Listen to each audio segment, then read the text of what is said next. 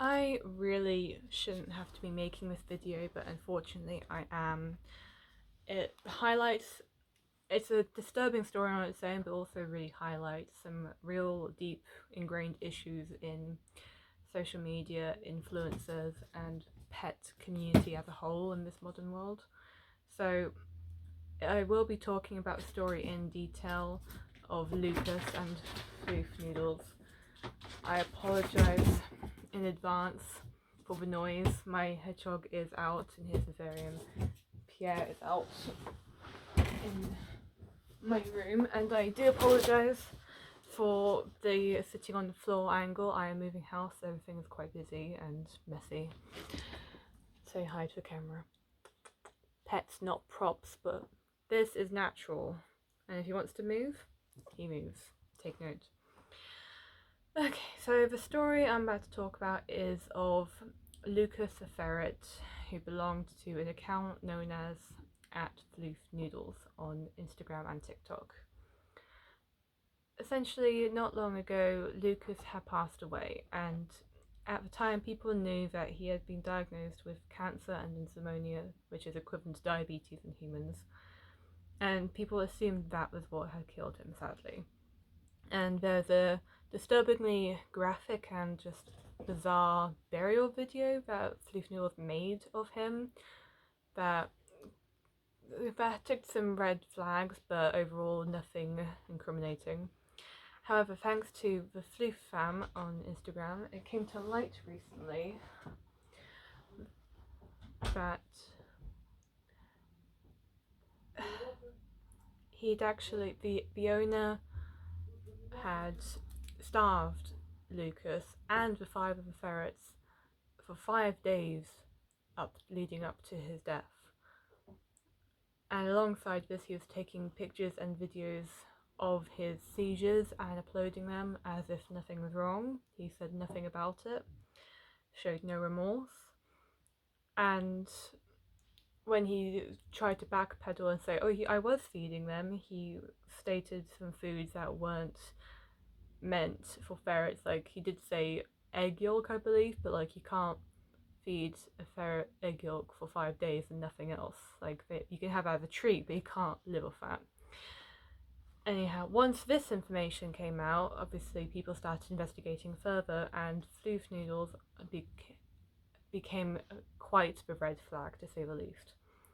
It was revealed that this man had also been grooming and sexually exploiting young people online, which is about right, unfortunately, for a social media influencer. Look who's under my jumper. He was well known on TikTok for his funny ferret dancing cooking videos, and I think although some ferrets do enjoy being moved around and held and even like sort of played with, not all ferrets do, and I think there is a degree of like how much of that is okay and what isn't, and that is a very grey area. Like, my ferret Pierre loves to be gently tossed onto a bed, as you know, like with like blankets and toys, and so it's soft, and it's like I'm not chucking him, he enjoys that.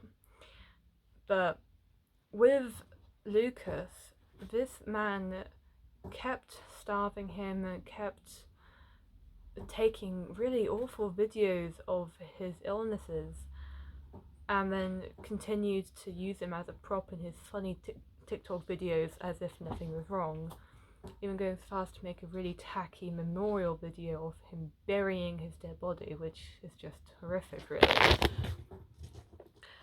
So that's where the story starts, and it gets worse.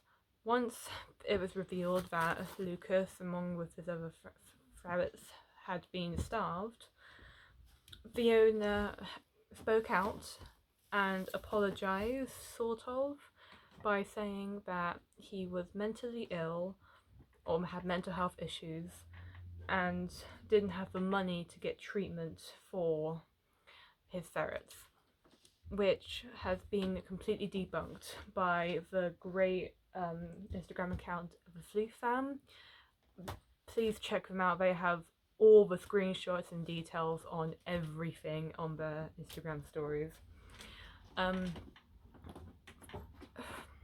For up to 5 months before Lucas's death, he had received many donations from many different ferret Instagram accounts and influencers, specifically for Lucas's treatment, because they had reached out to him. They reached out and said, we can see that you're struggling, here's some money, put towards your vet funds. But there's no evidence that any of this actually did go to that, and considering he was also receiving the money that TikTok gives you as a creator, it's bizarre to think, where did that money go? Over £1,000 is raised for these ferrets, as well as a GoFundMe that they've created. So it's very mysterious as to how all this money disappeared. The topic of money does come back to the fact that pets are a privilege, not a right. Unfortunately, all pets, no matter how small or common they are, need money. Whether it's the upfront cost, like ferrets in the UK can be pretty expensive because they're not a common pet. But also vet bills. No matter how old you are going to need money for vet bills, whether that's insurance or just savings. You need something. And if you can't provide that, then you simply aren't ready for any animal. And if you have 5 ferrets, you really need to be ready, because they are, like most animals, they are prone to specific illnesses and diseases like adrenal disease. And this is really something that this man should have known about if he was going to start making money off of showcasing his ferrets, including Lucas. So despite the fact that he'd received donations 5 months before his death,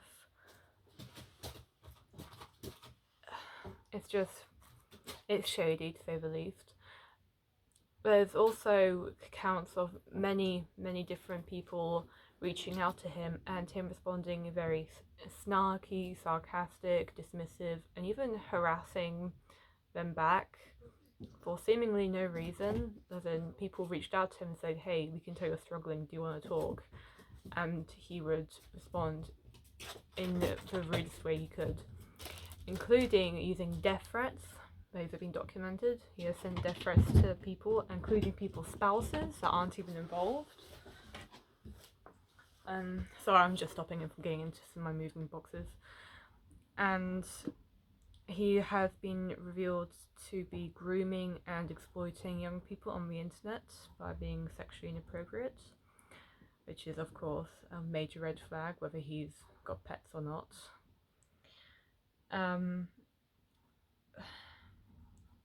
It's hard to really explain just how awful you have to be to have these gorgeous animals and, not care for them. Like, money aside, he also has stated that he has mental health issues. I'm not going to discriminate. I'm not going to put this down to he's ill, he's insane, or whatever, because I am myself mentally ill, and almost everyone I know is. And that doesn't stop you from being a good pet owner. Being mentally ill in any way, shape, or form does not make you a bad person. It doesn't make you a bad pet owner. And it doesn't give you the right to be an awful human being. It doesn't give you the right to abuse your animals. The thing of pets is, again, no matter what kind, whether it's a little dwarf hamster or a dog or parrot or ferret, is the fact that they rely on you for everything. That you are all they know. If you stop giving them what they need, whether it's love, compassion, or even basic necessities like medicine and food, they don't know how to comprehend that. They can't fight back. And it's just, if it was happening to a child, we would take it more seriously, but apparently because it's a little animal, there's no difference. But, so you really have to be a cruel human being to let your animals suffer like that, and that does not equate to being mentally ill. From what I have seen, again, check Flu Family's story on Instagram for more details on such, on the things he has said specifically. This man clearly does have some mental health issues. I'm not going to diagnose him with any mental illness because that is not my place. I am not a doctor. But clearly he is struggling, and as such he should not have pets. If you are struggling mentally to the point of being unable to take care of any animal, including 5 ill ferrets, you should not have your animal. The best decision you can do is to rehome them. It is a tough decision. I had to do that with Pierre's sister, Gamora, because I was allergic to her, and I really didn't want to, but sometimes rehoming is the best option. And if you can't do that, then you shouldn't have had them in the first place. And I don't know the age of the owner. I don't know the age of the person who owned Lucas. But they are clearly in a position where they are able to make money and own 5 ferrets, and therefore should know better than to keep having a pet that you can't support. It's not a matter of like, you could have, it's common sense. If you can't support your animal, if you can't afford to feed it, if you can't afford to do this or that, if you just don't have the mental space to be taking care of these animals, rehome, take them to a shelter. There are always options than just keeping them but not giving them the medication or the food they need. And unfortunately, Lucas is an example of a case where the person did have the money, and they definitely had the awareness. They were aware that they were doing something wrong, because in messages showing in DMs that were released on the Sleuth Fam story, he had stated quite a few times that he knew what he was doing. He knew that, what he was doing was wrong. He knew that... Sorry, one moment.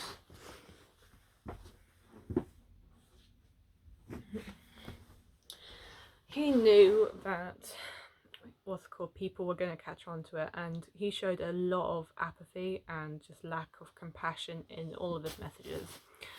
And he went as far as to post fake polls on his Instagram stories. There's one that I remember seeing as like, "Hey guys, should I leave the internet?" But it was clearly a fake poll that made us say, no, don't leave the internet. He keeps playing a mental health card, but mental illness is no excuse for abusing your pets. It's simply not. And I think the hashtag Justice for Lucas movement that's happening currently is about exploring how a lot of people seem to believe that uncommon pets, like say a ferret, especially in the UK, because I know they're more common in the US, but that uncommon pets, or just any pets really, are an easy way to gain fame and attention, because look, cute animal, and haha, ferret doing funny dance. But unfortunately,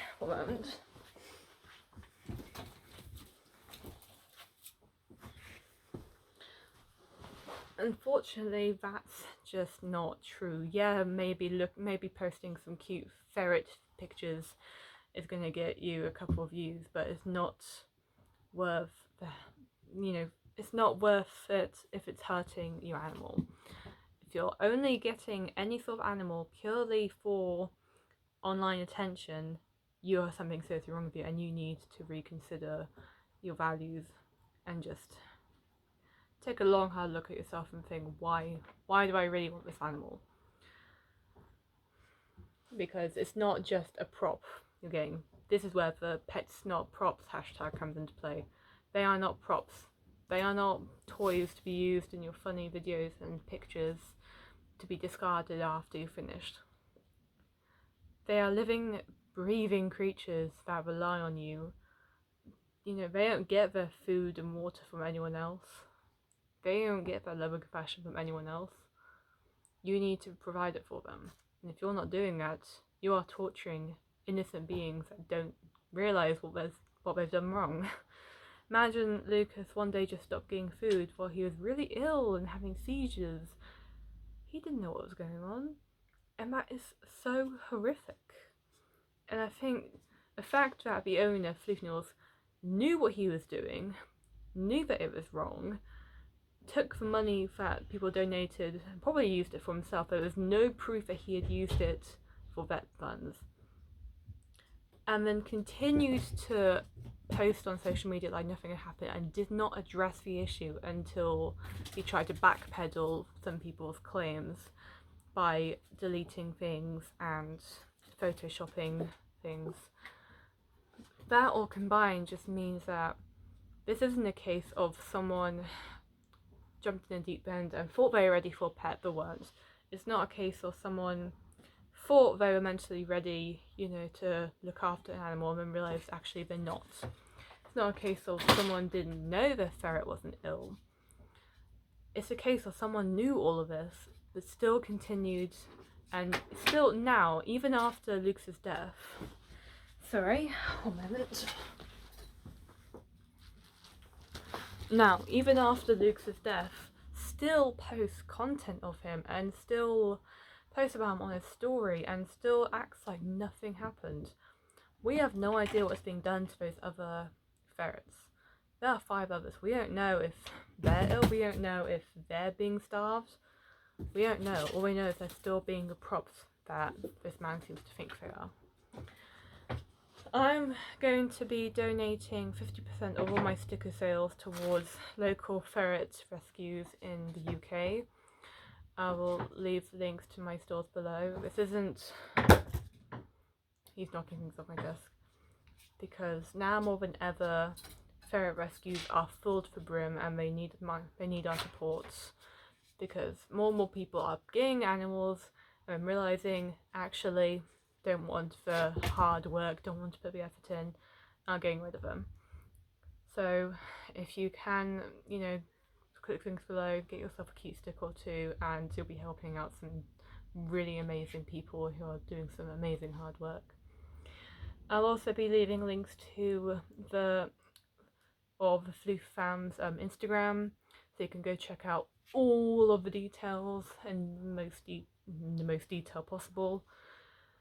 And the best way to go forward is to speak up. If you see an influencer who is mistreating an animal in any way, say something before that animal dies. Now, on that note, I would also want to point out that I am quite disappointed in a really big ferret Instagrammer and influencer. Again, a moment. If you like ferrets and ferret influencers, you've probably recognised the modern ferret. They are on YouTube, they're on Facebook, they're on Instagram, they are everywhere. And they have been an amazing source of information and entertainment for myself as well as a lot of other people. However, recently, after the Lucas stuff happened, has come out, they posted a picture of the owner, I can't remember her name, holding a bunch of ferrets, saying how many ferrets is too many. And luckily everyone in the comments was quick to point out really how insensitive this was, considering one of Floof Noodle's issues is that he had too many and he couldn't look after them well. That is one of the issues, he had too many. And people were, was pointing this out in the comments and saying actually this is quite insensitive and really bad timing, and as one of the biggest ferret influencers online, she has a responsibility to address huge issues like this and really point them out. And discuss them, because although she didn't do these crimes, she didn't do anything, choosing to stay silent when she has no doubt heard about the issue is really mind-boggling, and it makes you part of the problem. Which is why, like I said, if you do see these sort of things happening, please speak out. If you have had any negative interaction with Floof Noodles, speak up and send your information to Floof Fam, because they are compiling it all together. Right, that's it for today. I'm sorry for the ramble and the no editing. Like I said, I don't have my editing equipment out because I am moving. I'm sorry for the up and down. Pierre keeps getting on my desk where he shouldn't be. And that's it for now. Thank you for watching. Check out the links below. Thank you again. Goodbye.